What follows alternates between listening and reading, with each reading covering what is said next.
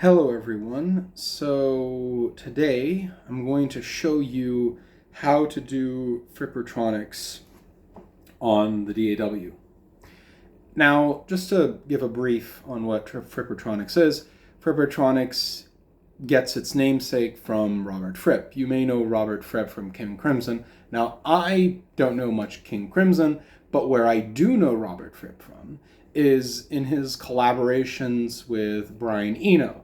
So albums like No Pussyfooting, Evening Star, and the occasional contribution on my favorite Brian Eno album, My Life in the Bush of Ghosts, particularly my favorite track from that album, Regiment. And before I explain what Frippertronics is, let me show you.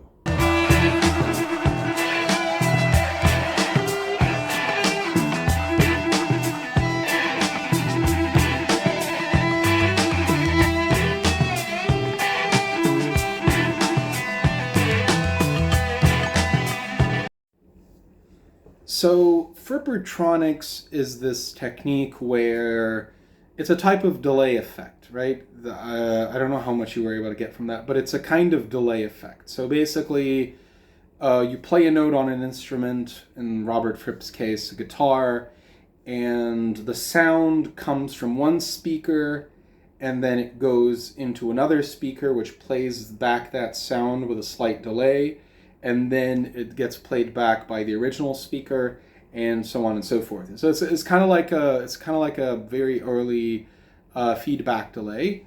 The story behind it is that it was innovated by both Brian Eno and Robert Fripp. So basically, Brian Eno devised this thing in his studio where he had the speaker set up, and he got a lot of guitarists to do it, and he basically said that Robert Fripp is the only person he has ever brought on to the studio who has been able to take full advantage of that effect. And so why did it work for Robert Fripp? Why did Robert Fripp own this technique? Is because this technique is very delayed, you don't want to basically play too many notes at once.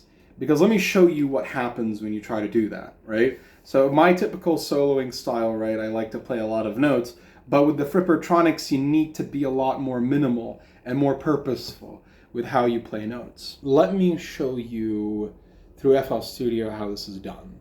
I'm gonna play something. Let me pick something from my the latest ambient track that I just made yesterday. This is a track that I just made yesterday. I'm not going to show you the track just yet. I'm just going to show you the technique. So this is what it would sound like with reverb, right? Listen.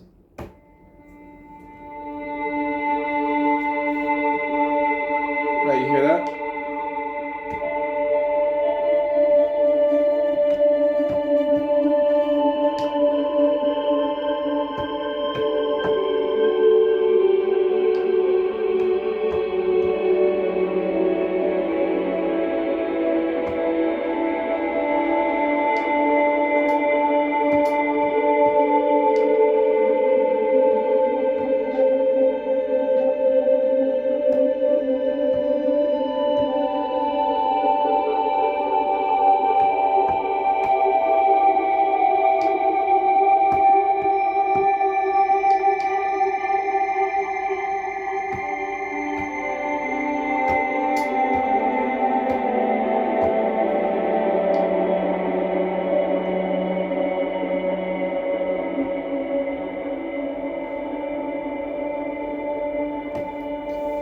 So yeah, that's what that technique sounds like.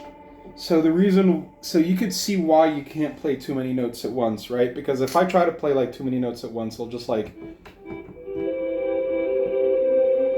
sound like a very garbled mess, right? It would sound like a very garbled mess when I do that. So like, you can see how quickly it turns into a garbled mess when you do that. So imagine if you're trying to do like a full-on phrase, like, so imagine if you're trying to do a full-on phrase like,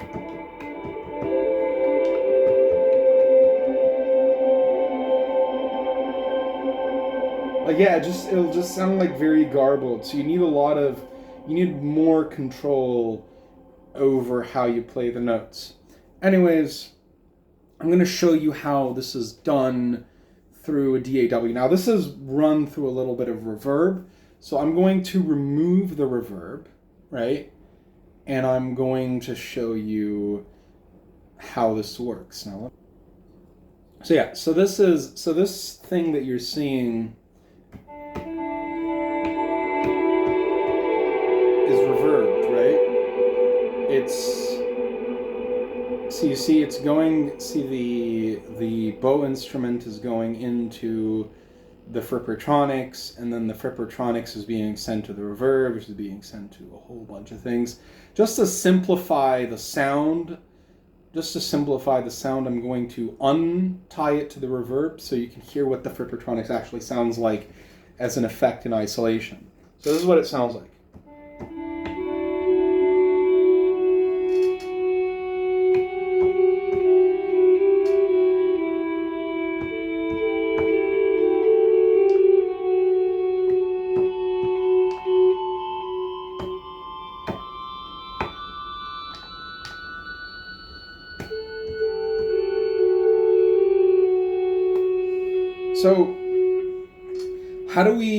So as you can see here in my on my window, you see that I have, 6 delay effects. Why do I have 6 delay effects? Don't worry, it's nothing too drastic. It's just so that I have more control over what the delay effect sounds like. So this is what it is, right? So the first 3 delay, so you see the input comes out of the left speaker, right?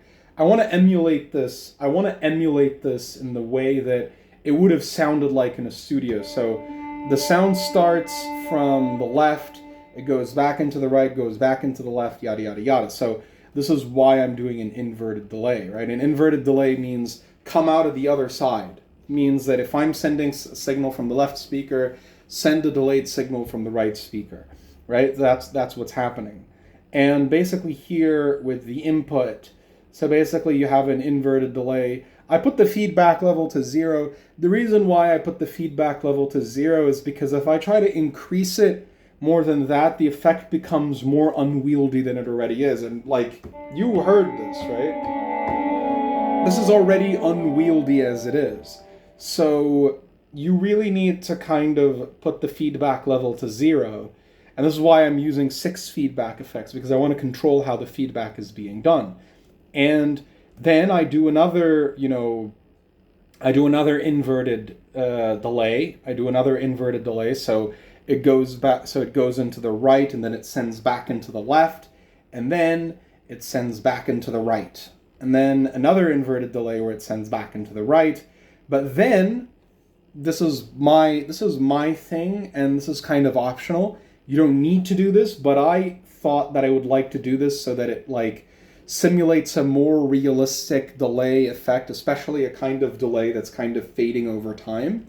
So what I did was I added 3 more delays where I basically decrease the cutoff frequency, right? Where I basically decrease the cutoff frequency for the low pass, because this is a low pass cut, by the way.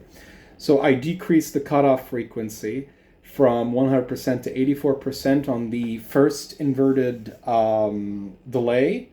And remember, feedback level 0.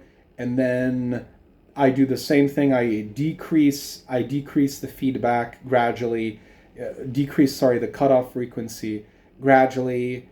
And as you can see, what we have is Frippertronics.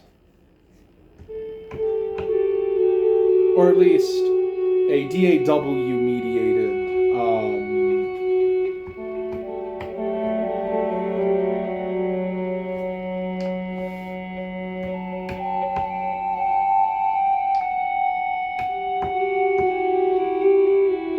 see?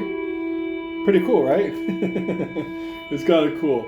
So I'm gonna send this back into the reverb because it sounds nicer, but I had to remove it from the delay so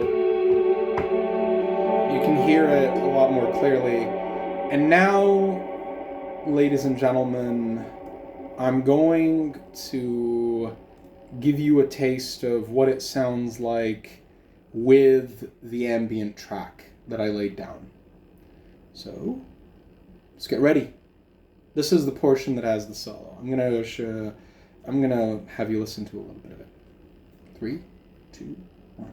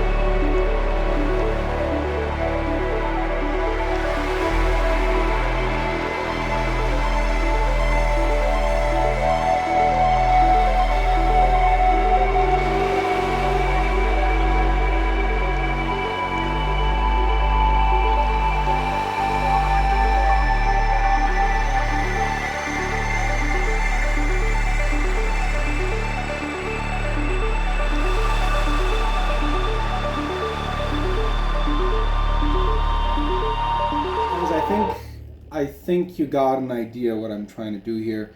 I don't want to spoil the whole track. I mean, it's 6 minutes, but like the whole solo, the solo is like kind of like the best part of it. I don't want to spoil the whole track. You can listen to it somewhere else. I just wanted to show you what it would sound like on a track of mine. Anyways, I will see you in the next one.